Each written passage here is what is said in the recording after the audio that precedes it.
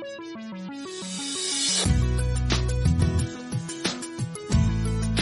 Everyone, another hashtag my question video में आपका स्वागत है। आज का वीडियो बहुत स्पेशल है क्योंकि आज के जो भी सवाल हैं उनको मैंने ना ही पढ़ा है और ना ही मैंने सेलेक्ट किया है।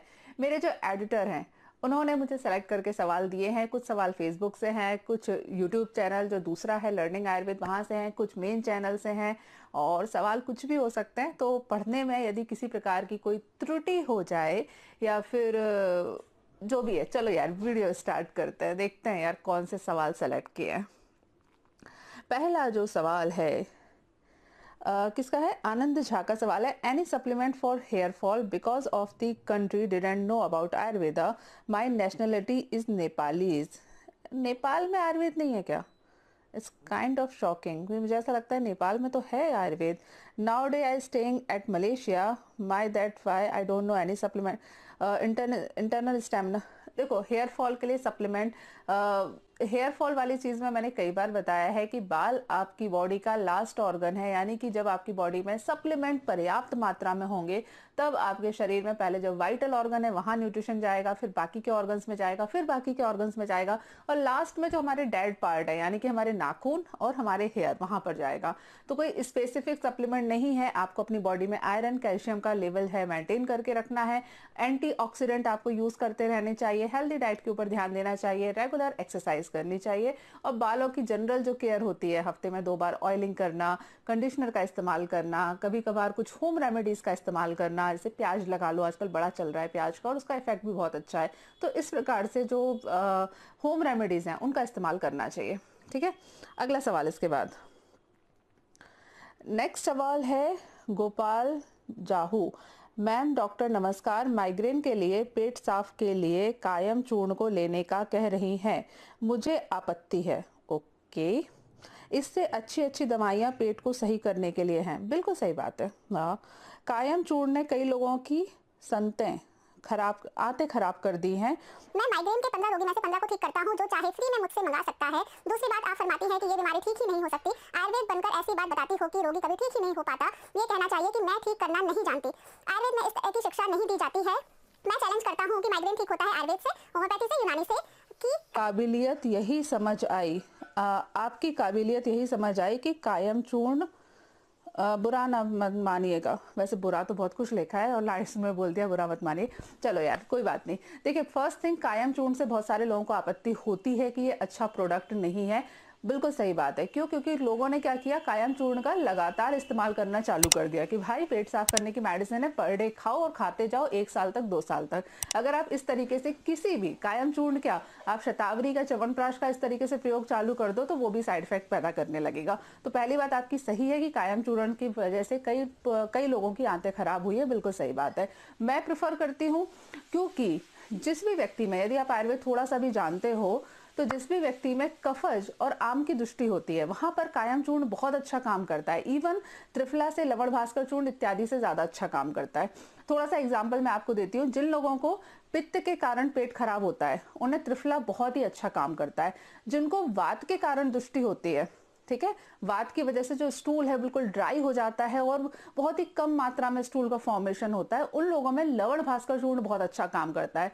जिन लोगों को कफ और आम की दृष्टि होती है वहां पर कायम चूर्ण बहुत अच्छा काम करता है। ठीक है, कायम चूर्ण लगातार नहीं लेते। मैं कई बार लोगों को बोलती हूँ हफ्ते में 2 दिन, हफ्ते में 3 दिन लीजिए। बहुत ज्यादा पेट खराब है तो 3 दिन लगातार ले लीजिए, उसके बाद स्किप करके लेना चालू करिए। तो अगर आपने मेरा ये देखा है और आपको आपत्ति हुई है तो इट्स ओके। आप यदि डॉक्टर हो, अपना अपना एक्सपीरियंस होता है, पॉइंट ऑफ व्यू होता है, तो उसमें कोई बुरा मानने वाली बात नहीं है। ठीक है, दूसरे आपने लिखा माइग्रेन वाली कंडीशन में कि मैं बता रही हूँ कि ठीक नहीं होता। आई एम नॉट श्योर आप किस पर्टिकुलर चीज के बारे में बात कर रहे हो, लेकिन ये बोलना कि आयुर्वेद में ऐसा नहीं बोला गया, ये गलत है। आयुर्वेद का जो बेसिक क्लासिफिकेशन हुआ है रोगों का, उसके 2 पार्ट किए गए हैं कि रोग 2 प्रकार के होते हैं। एक होते हैं साध्य व्याधियां, दूसरी होती है असाध्य व्याधियां। साध्य व्याधियां होती हैं 2 प्रकार की होती है, सुख साध्य होती है, कृच्छ साध्य होती है। असाध्य व्याधियां 2 प्रकार की होती है, प्रत्याख्य होती हैं और याप्य होती है। यानी कि आयुर्वेद में असाध्य व्याधियों का बहुत ही डिटेल में वर्णन है, सभी संहिताओं में वर्णन है। तो ये कहना कि आयुर्वेद होने के नाते गलत है, ये थोड़ा सा समझ में नहीं आ रहा और आपको पसंद नहीं आया, I am really very sorry. आपने ये लिखा है कि 15 में से 15 रोगी ठीक कर सकते हो, बहुत अच्छी बात है, कॉन्ग्रेचुलेशन, वेरी गुड। आप अपना एड्रेस लोगों को बताइए, आप अपनी वेबसाइट बनाइए। बहुत सारे लोग माइग्रेन से परेशान हैं, आप प्लीज उनकी मदद करिए, ठीक है। तो नो हार्ड फीलिंग। अगला कमेंट है नसरुल्ला खान का। Thanks Neha, I am 43 year of age, I starting wearing a pair of spectacle since 2004, my eyesight is weak up to -2.75 degree, is it possible for me to get rid of spectacle now. आप चश्मा यार कभी भी उतार सकते हो। अगर आप व्यक्ति डिसाइड कर ले कि उसको अपनी किसी भी बॉडी पार्ट को वापस से ठीक करना है, तो हर व्यक्ति कभी भी कर सकता है, लेकिन उसमें आपको मेहनत लगेगी। मेहनत आपको अपनी आंखों की रेगुलर एक्सरसाइज करनी है, खाने पीने का बहुत अच्छे से ध्यान देना है। स्पेसिफिक एक्सरसाइज जो होती है, जो कि आपकी आई साइट को इम्प्रूव करने का काम करती है, उनका आपको प्रयोग करना है। हेल्दी अमाउंट में विटामिन का प्रयोग करना है। यदि आप इस तरीके से बिल्कुल डेडिकेट हो जाओ कि मुझे ठीक करना ही करना है, तो आप बिल्कुल चश्मा उतार सकते हो, कोई प्रॉब्लम नहीं है। लेकिन हाँ, इसमें टाइम लगेगा। 15 दिन में चमत्कार होगा ऐसी उम्मीद मत रखिए। कम से कम मिनिमम 6 महीने से लेके 2 साल तक आपको लग सकते हैं। अगला सवाल नेक्स्ट, कमल बजवा, hashtag my question. Doctor ma'am, masturbation नहीं करता कभी भी, लेकिन मेरे टेस्टिकल में हल्का हल्का पेन होता है 1-1.5 मंथ में जब मैं मस्टरबेशन कर लेता हूँ। अच्छा, मस्टरबेशन नहीं करते हैं तो इन्हें पेन होता है, मस्टरबेशन कर लेता हूँ तो ठीक हो जाता है। प्लीज़ बताइए क्या प्रॉब्लम है। कमल बजवा ने सवाल पूछा है। देखिए, अगर आप मैं यहाँ एक बात क्लियर कर दूँ, कई लोग इस चीज़ में मुझसे डिसएग्री कर सकते हैं। मैं हमेशा बोलती हूँ कि हेल्दी जो कहते हैं ना मानसिक ब्रह्मचर्य होना चाहिए, उसको मैंने कई बार एक्सप्लेन किया है। आयुर्वेद में हर व्यक्ति के लिए एक पर्टिकुलर टाइम ड्यूरेशन दिया गया है कि इतने दिनों में संबंध बनाना चाहिए और करना चाहिए वो चीज़, ठीक है। अब अगर आप 1.5 महीने 2 महीने तक मस्टरबेशन नहीं करोगे और फिर जो शुक्र है वहां पर इकट्ठा होता रहेगा, तो उसकी वजह से पेन होता है, काफी स्वाभाविक है। अब कुछ लोग यहाँ बोलेंगे कि नहीं, मैं तो कभी मस्टरबेशन नहीं करता, हमें कोई पेन नहीं होता। बिल्कुल सही बात है। एक आयुर्वेद में और आध्यात्म में और योग में एक बहुत ही अच्छी चीज बताई गई है, वो है शुक्र का अंतःस्खलन होता है। शुक्र का जो स्खलन होता है, इजैकुलेशन होता है, वो 2 प्रकार से होता है। सामान्य रूप से इजैकुलेशन होता है बाह्य स्खलन, जो कि सेक्स के बाद होता है। एक चीज होता है अंतःस्खलन, जिसकी वजह से व्यक्तियों को वो जो यौगिक शक्तियां बोलते हैं, कुंडलिनी जागृत बोलते हैं, और भी ये सारी चीजें बोलते हैं, वो होती है। तो यदि कोई व्यक्ति मानसिक ब्रह्मचर्य में बहुत ही ज्यादा स्ट्रांग रहता है, तो फिर उसका शुक्र का अंतःस्खलन होने लगता है, लेकिन इसमें बहुत ज़्यादा टाइम लगेगा। ये बहुत ही ज़्यादा स्पेसिफिक कंडीशन है, बहुत ही ज़्यादा मेहनत वाली चीज़ है। लेकिन नॉर्मल व्यक्तियों को 15 दिन में 1 महीने में नॉर्मली ऑर्गाज्म करना चाहिए, चाहे वो मस्टरबेशन से करें चाहे वो सेक्स से करें। उससे क्या होता है, शुक्र का स्खलन हो जाता है, तो पेन वगैरह नहीं होता है, नॉर्मल चीज़ है, ठीक है। दोनों बातें मैंने क्लियर कर दी। आप मानसिक ब्रह्मचर्य फोकस कर रहे हो तो आप 2 साल तक भी मत करो, कुछ नहीं होने वाला, वो अंतःस्खलन चालू हो जाएगा। लेकिन ये और बात है कि उस चक्कर में ज्यादातर लोग ढोंगी बाबा और उन सबके चक्कर में पड़ जाते हैं, तो प्लीज वो सब मत करना। अगला सवाल है अरिंद्र शर्मा का, hashtag my question. Ma'am, weight कैसे इंक्रीज करें, कोई घरेलू उपचार बताएं। वेट इंक्रीज करना और वेट डिक्रीज करना, वजन बढ़ाना और वजन घटाना, दोनों ही आपकी जठराग्नि के ऊपर निर्भर करता है। यदि आपका डाइजेशन पावर बहुत अच्छा है और आप हेल्दी खाना खा रहे हो, तो आपका वेट बढ़ेगा, ठीक है। आपका डाइजेशन पावर बहुत अच्छा है और आप वेट घटाने के लिए मेडिसिन खा रहे हो, तो आपका वेट घटना चालू हो जाएगा, ठीक है। सारी चीजें डिपेंड करती हैं आपके डाइजेशन जो प्रोसेस है उसके ऊपर, ठीक है। इन चीजों का ध्यान रखो। अगर आपको वेट बढ़ाना है, दिन में 3 बार नियम पूर्वक खाना खाइए, उससे आपका खाना अच्छे से डाइजेस्ट होगा। खाने में ऑयल का अमाउंट और घी का अमाउंट थोड़ा ज्यादा होना चाहिए। कभी भी ओवर ईटिंग नहीं करनी है। ये नहीं सोचना है कि वजन बढ़ाना है तो जंक फूड खाना चालू कर दो, कुछ भी खाना चालू कर दो, उससे आपको नुकसान ही होगा, ठीक है। इन चीजों को ध्यान रखो। अगला सवाल नेक्स्ट, मैं शॉर्ट आंसर कर रही हूँ क्योंकि मेरे एडिटर ने बहुत सारे सवाल सेलेक्ट कर दिए। प्रिंस कुशवाहा ने बोला है मैम मेडिटेशन कैसे करना है प्लीज। मेडिटेशन करने के लिए आपको कोई पर्टिकुलर चीज को फॉलो करने की जरूरत नहीं है। मैं आपको इतना बोलूंगी कि आप यूट्यूब वीडियोस का सहारा लो, आपको वहां पर बहुत सारे मेडिटेशन मिल जाएंगे और हर दिन एक नया मेडिटेशन ट्राई किया करो। बार बार अलग अलग तरीके के ट्राई करोगे, फिर आपको पता चल जाएगा कि आपके लिए कौन सा बेटर है, कौन सी चीज करने से आपको ज्यादा बेनिफिट होता है, आपका दिमाग कौन सा ज्यादा शांत होता है। पर्टिकुलरली एक रूल नहीं चलता। ठीक है, अगला सवाल है किसका? गौरव गौरव जुल्फ। नमस्ते दी, मेरी समस्या है कि मेरी पत्नी गर्भावस्था में है, 8 माह चल रहा है, कल सुबह से योनि से प्रवाह हो रहा है, डॉक्टर को दिखाया, उन्होंने पूरा बिस्तर पर आराम करने के लिए बोला है, पर पानी निकलना बंद नहीं। ऐसी स्थिति में मुझे क्या करना चाहिए? ऐसी स्थिति में पहली बात तो ऐसी स्थिति में आपको कभी भी यूट्यूब का सहारा नहीं लेना चाहिए, खासतौर से यूट्यूब कमेंट सेक्शन का। क्यों? क्योंकि आपने ये सवाल पूछा है 2 हफ्ते पहले और मैं इसको आज पढ़ रही हूँ। यदि ऐसी कोई इमरजेंसी कंडीशन है और यदि आप मुझ पर विश्वास करते हो तो please book appointment first thing. ठीक है, जिससे आप तुरंत मुझसे बात कर सको या एटलीस्ट 24 आवर के अंदर आपकी मुझसे बात हो जाए। ठीक, लेकिन यदि आपको ऐसा कुछ हो रहा है या कोई इमरजेंसी कंडीशन है तो आपके शहर में जो डॉक्टर हैं जिनसे आपने एडवाइस ली है, प्लीज उनकी बात को फॉलो करो। आपकी जो कंडीशन है उसमें मुझे समझ में आ रहा है कि जो एमनियोटिक फ्लूइड है वो लीकेज हो रहा है। ऐसी कंडीशन में बिल्कुल आराम देना पड़ता है और अगर एमनियोटिक फ्लूइड लगातार लीकेज होता रहता है तो इमरजेंसी में सिजेरियन सेक्शन करना पड़ सकता है, यानी कि इमरजेंसी में ऑपरेशन करना पड़ सकता है। अगला सवाल, विनोद डंगर ने सवाल पूछा है मैम स्मोकिंग, ड्रिंकिंग और टबैको छोड़ने के ऊपर भी एक वीडियो बनाई है। देखिए, इन सारी चीज़ों के लिए मैंने एक बार बताया कि एडिक्शन एडिक्शन होता है, चाहे आपको शराब का हो, चाहे दारू का हो, चाहे सेक्स का हो या किसी भी और चीज़ का हो, चाहे चाय का हो, चाहे दिन भर आपको मुंह में कुछ चबाते रहने का एडिक्शन हो, चाहे आपको कान खुजाने का एडिक्शन हो, चाहे आपको पैर हिलाने का एडिक्शन हो। एडिक्शन सारे एक ही प्रकार के होते हैं और सबको छोड़ने का एक ही तरीका है कि आप धीरे धीरे उसे कंट्रोल करने का प्रयास करें। आप टोबैको छोड़ना चाहते हैं, अगर आप दिन में 3 बार या 4 बार टोबैको लेते हैं तो पहले दिन आप डिसाइड करो कि हम 24 घंटे में केवल 1 बार टोबैको लेंगे। ठीक है, उसके बाद ये चीज को आपको फॉलो करना है अगले 3-4 दिन तक। उसके बाद आपको उसे घटा के हम 2 दिन में केवल 1 बार लेंगे। फिर अगले 1 हफ्ते तक जब तक आपको उसमें मास्टरी नहीं आ जाए, टाइम लगेगा, जब उसमें मास्टरी आ जाए तो उसको और घटाते जाना है। ठीक है, और फिर हम 2 दिन में 1 बार लेंगे, हम 4 दिन में 1 बार लेंगे। ये वाला जो प्रण होता है ना कि मैं आज से अभी से नहीं लूंगा, ये ज्यादातर लोगों में काम नहीं करता। ठीक है, फेल हो जाता है। लोग इमोशनली आके कोई ले लेते हैं प्रण, लेकिन 2-4-5 दिन बाद या ज्यादा से ज्यादा 1 महीने बाद आके बंद हो जाता है। तो धीरे धीरे ही छोड़ना है। तरीका सबके लिए सेम है, अलग अलग तरीका नहीं होता। किसी भी प्रकार के एडिक्शन है सब सेम होता है। अगला जो सवाल, नेक्स्ट, राकेश ठाकुर, गले की एलर्जी के बारे में बताएं, ठंडा पानी पीने से गला जाम हो जाता है।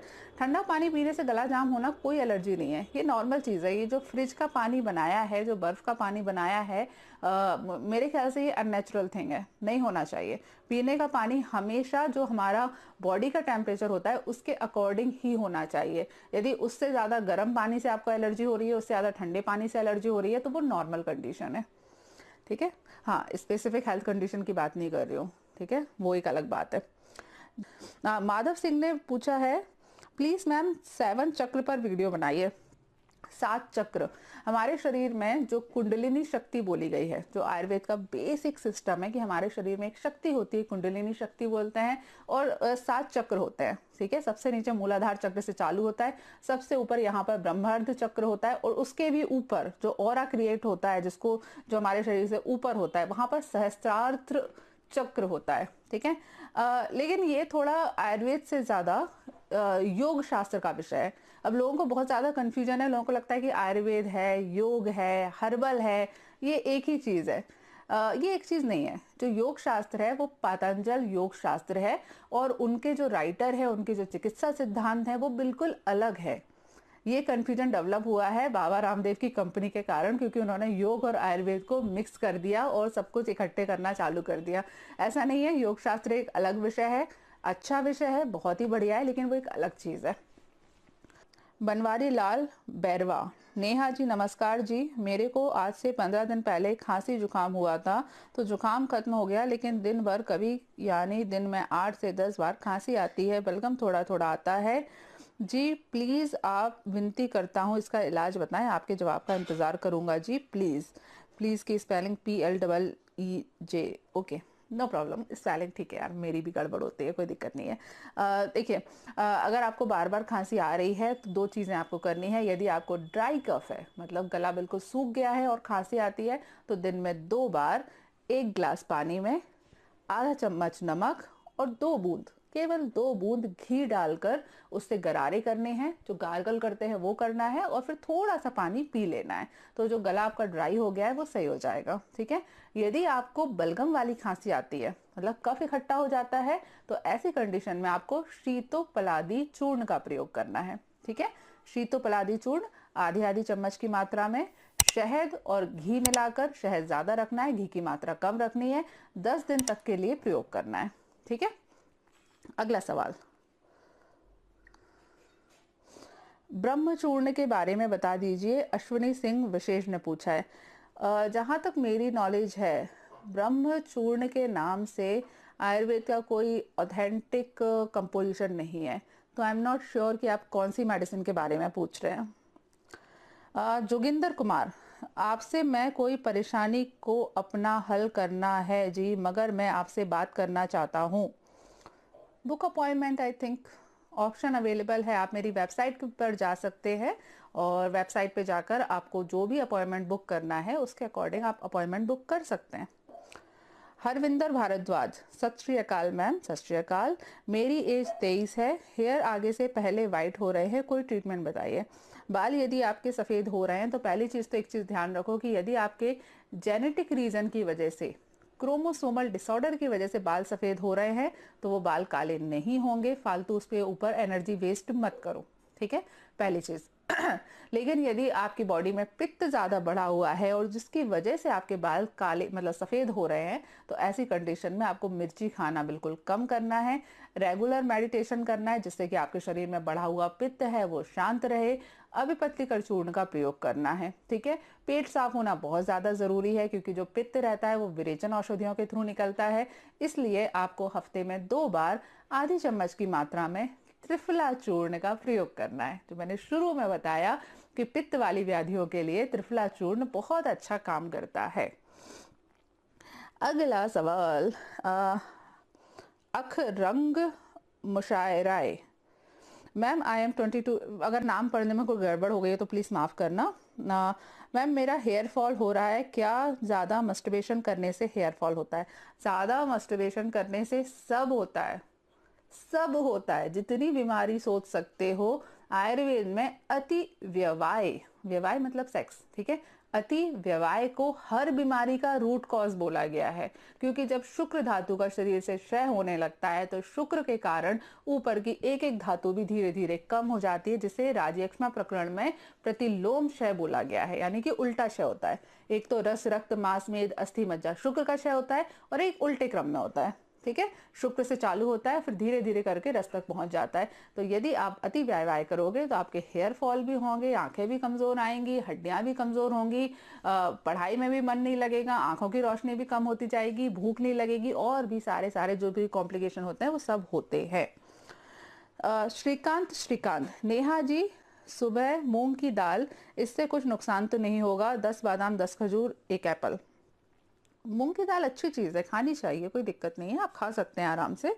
और बादाम खजूर एप्पल खा रहे हैं वो भी बहुत अच्छी बात है, खा सकते हैं। एक चीज़ यहाँ मैं हमेशा बोलूँगी, किसी भी एक पैटर्न को लंबे समय तक फॉलो नहीं करना चाहिए, अदरवाइज बॉडी में थोड़ा डिस्कम्फर्ट हो सकता है। यानी कि आप अब कंटिन्यूस मूंग दाल मूंग दाल मूंग दाल मूंग दाल मूंग दाल मूंग दाल मूंग दाल मूंग दाल मूंग दाल मूंग दाल मूंग दाल मूंग दाल मूंग दाल मूंग दाल करोगे तो नुकसान होगा।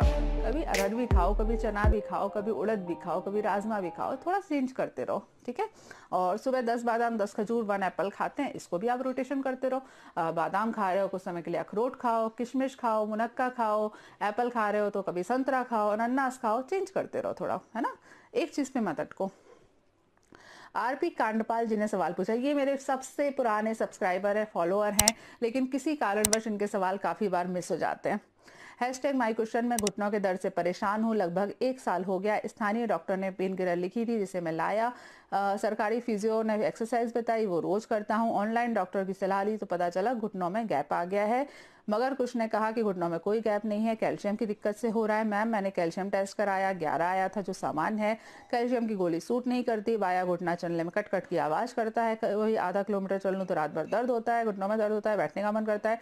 मेथी दाने का निरंतर प्रयोग से थोड़ा आराम रहता है। अब क्या करना है ताकि ये समस्या और ना बढ़े, इसे कैसे ठीक किया जा सकता है? उम्मीद है कि अब मेरे सवाल का आंसर वाली वीडियो में शामिल किया जाएगा। यस, आपका सवाल शामिल हो गया आरपी कांडपाल जी। देखिए, घुटनों में यदि दर्द हो रहा है, गैपिंग आ गई है कि नहीं आई है, कैल्शियम डिफॉर्मिटी हुई है, इन सारे रीजंस जितने भी होते हैं, ये मैंने आपको बार बार समझाया है कि ये वातज दृष्टि होती है वायु के कारण। यहाँ मैं अपने फर्स्ट चैनल लर्निंग आयुर्वेद में आपको आगे की वीडियो में बताने वाली हूँ कि वायु का स्थान क्या होता है। तो वायु का जो प्रमुख स्थान होता है वो आयुर्वेद में अस्थि धातु कहा गया, यानी कि जब भी वायु बढ़ जाती है तब आपके शरीर में अस्थि धातु से रिलेटेड प्रॉब्लम चालू हो जाती है। तो ये जो प्रॉब्लम है ये अस्थि क्षय की कंडीशन है। इस कंडीशन में कैल्शियम वैल्शियम से कोई फर्क नहीं पड़ेगा। पहली चीज तो आपको खाने को मेंटेन करना है। खाना खाने के बाद में आधी चम्मच से भी कम मात्रा में, 1/3 चम्मच की मात्रा में हिंग वाष्टक चूर्ण लीजिए गर्म घी के साथ। थोड़ा सा हिंग वाष्टक लीजिए, उसमें 1 चम्मच घी डालिए, उसको मिलाइए और चाट लीजिए। ठीक है, हिंग वाष्टक चूर्ण आपको लेना है सुबह शाम खाना खाने के बाद में, याद रखिए गर्म घी के साथ लेना है। यदि इसके बाद आपको पानी पीने का मन करता है तो थोड़ा सा गर्म पानी आपको लेना है। ठीक है, दूसरी चीज आपको जो करनी है वो गुग्गुल का प्रयोग करना है। गुग्गुल, हिमालय कंपनी की गुग्गुल लीजिएगा क्योंकि इसके रिजल्ट बहुत ही ज्यादा अच्छे हैं। हिमालय कंपनी की गुग्गुल जो होती है उसकी एक एक गोली सुबह शाम थोड़े से 50 ml से भी कम, ठीक है 50 ml से कम, आधे कप वाले दूध के साथ में सुबह शाम लेना है। दूध वाली मेडिसिन का ध्यान रखिए कि इसका प्रयोग कभी भी खाने के साथ नहीं किया जाता। ठीक है, 2 ही चीजों का प्रयोग करिए, लगातार प्रयोग करिए 45 दिन तक, आपको घुटने की जो समस्या है उसमें आराम मिल जाएगा। मेथी दाने का प्रयोग कर रहे हैं उसको भी प्रयोग कर सकते हैं क्योंकि मेथी भी वात शामक होता है, तो उसका प्रयोग कर सकते हो। रेगुलर एक्सरसाइज करिए, ज्यादा पेन किलर मेडिसिन मत लीजिए। अगला सवाल, बहुत सवाल सेलेक्ट कर लिए यार। Sanjay Chauhan, congratulation ma'am, channel monetization कर लिया, thank you. Himanshu Gupta, nice information madam, what is difference between the content of samhita like Charak, Sushrut, Vagbhat, Ras, Tantrasar, Nighantu like भाव प्रकाश। ओके, जिस व्यक्ति ने सवाल पूछा है उसको आयुर्वेद की प्रॉपर नॉलेज है और वेरी गुड, मुझे बहुत खुशी है कि जिनको आयुर्वेद की नॉलेज है वो मेरा चैनल देख रहे हैं। देखिए, आयुर्वेद के जो शास्त्र है, क्लासिकल शास्त्र है, उसको मेनली 2 पार्ट में हम डिवाइड कर सकते हैं। एक होता है संहिता वाला पार्ट। संहिता का मतलब होता है जिसमें सारी चीजों का, आयुर्वेद के जितने टॉपिक हो सकते हैं, चाहे वो योग के हों, फिजियोथेरेपी वाले प्रोसीजर आ जाते हैं, कुछ और आयुर्वेद के अलग रहते हैं, कुछ ज्योतिष भी आ जाता है क्योंकि ज्योतिष भी आयुर्वेद का बहुत इंपॉर्टेंट पार्ट है। फिर भूत प्रेत तंत्र मंत्र भी आ जाते हैं क्योंकि ये भी आयुर्वेद का एक बहुत इंपॉर्टेंट पार्ट है। तो आयुर्वेद से रिलेटेड जितनी चीजें हो सकती थी उन सभी का जहां पर वर्णन किया जाता है, कलेक्टिवली वर्णन किया गया है, उसे संहिता कहा जाता है। ठीक है, संहिता बहुत ही पुरानी है, सबसे पुराने जो ग्रंथ है वो संहिता है। सबसे पहले वेदों में वर्णन है, उसके बाद संहिताओं में वर्णन है। फिर उन संहिताओं को आधार मानकर, ठीक है, बाद में किसी ने एक पर्टिकुलर टॉपिक के ऊपर कोई एक चीज लिखी, एक किताब लिखी, उन्हें निघंटु कहा जाता है। ठीक है, फॉर एग्जाम्पल आपने बोला है रस सार संग्रह का, आपने शायद नाम लिया था। रस सार संग्रह रस तंत्र की एक बहुत इंपॉर्टेंट किताब है। इसमें जितनी भी केमिकल्स वाली जो मेडिसिन होती है, जिसमें सोना, चांदी, तांबा, लोहा, हीरा वगैरह वगैरह, ये सारी जो चीजें होती है उनका प्रयोग किया जाता है, उनका काफी ज्यादा डिटेल में वर्णन है। ठीक है, ऐसा नहीं है कि उसमें आपको मलेरिया, ये ज्वर का वर्णन नहीं मिलेगा या फिर आयुर्वेद का वर्णन नहीं मिलेगा। आयुर्वेद का वर्णन मिलेगा, ठीक है, लेकिन थोड़ा मिलेगा, बहुत ज्यादा नहीं मिलेगा। मेन डिटेल डिस्कशन है वो इस पर है। अब आपने भाव प्रकाश का नाम लिया, भाव प्रकाश में औषधियों का वर्णन ज्यादा है, मतलब एक एक मेडिसिन पे, ब्राह्मी मेडिसिन है कैसे काम करती है उसके ऊपर पूरा चैप्टर है, फिर अश्वगंधा कैसे काम करती है उसका पूरा चैप्टर है, शतावरी कैसे काम करती है उसका चैप्टर है। ये चरक में नहीं मिलेगा आपको, चरक संहिता में ऐसे नहीं मिलेगा। चरक संहिता में आपको सीधे मिल जाएगा कि ब्राह्मी औषधियों का प्रयोग करना है, लेकिन ब्राह्मी खुद में क्या काम करती है इसके ऊपर समझने के लिए आपको भाव प्रकाश पढ़नी पड़ेगी। ये थोड़ा सा बेसिक अंतर है। ठीक है, संहिता का मतलब कलेक्टिवली पूरा सारी चीजों का वर्णन, और निघंटु जो होते हैं वो पर्टिकुलरली किसी एक टॉपिक के ऊपर बनाए जाते हैं कि एक टॉपिक आपने ले लिया, उसके ऊपर आपने पूरी की पूरी रचना कर डाली। ठीक है, और ये चीज मैं आपको बता रही हूँ अपने पॉइंट ऑफ व्यू से। एग्जाम में जो पीजी के क्वेश्चन आते हैं उसमें कई बार कुछ और भी नोट्स हो सकते हैं, कुछ डू एंड डोंट्स वाले वो होते हैं ना, आप जानते हो यार, जो रिटर्न एग्जाम होते हैं उसके अलग ही कॉन्सेप्ट चलते हैं। ठीक है, अगला सवाल, लास्ट सवाल लूंगी क्योंकि वीडियो बहुत ज़्यादा लंबा हो चुका है।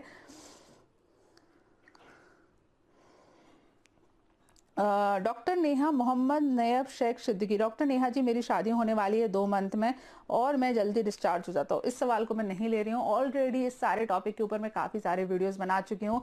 जल्दी डिस्चार्ज हो जाना केवल और केवल स्ट्रेस के कारण होता है। सेक्स करते समय जब आपका मन में बहुत ही ज़्यादा तनाव रहता है कि यार होगा नहीं होगा, कर पाऊंगा नहीं कर पाऊंगा, करना चाहिए नहीं करना चाहिए, ऐसे सवाल जब दिमाग में घूमते रहते हैं तो उन्हीं की वजह से जल्दी डिस्चार्ज होता है। तो पहली चीज़ तो शादी 2 महीने बाद होने वाली है, तो अभी क्या कर रहे हो, कि क्यों कर रहे हो, थोड़ा सा अपने दिमाग को कंट्रोल करो, मत करो इन सारी चीज़ों में इन्वॉल्व मत हो, शादी का वेट करो। 2 महीने बाद शादी होने वाली अपनी बीवी के साथ में, होने वाली बीवी के साथ में क्वालिटी टाइम स्पेंड करो, कहाँ इन चीज़ों के बीच में पड़ो। चलिए आज के लिए इस वीडियो में इतना ही। नेक्स्ट वीडियो में मुलाकात होती है। अगर किसी का सवाल छूट गया है तो I am really very sorry. बहुत सारे सवाल सेलेक्ट किए थे और सवाल आंसर देने में मज़ा आया क्योंकि ये सारे सवाल मैंने पढ़े नहीं थे, तो अच्छा था, कुछ नया था कि हाँ ऑन द स्पॉट क्या याद आ रहा है उससे रिलेटेड। चलो नेक्स्ट वीडियो में मुलाकात होती है, तब तक के लिए stay healthy and be happy. Good bye.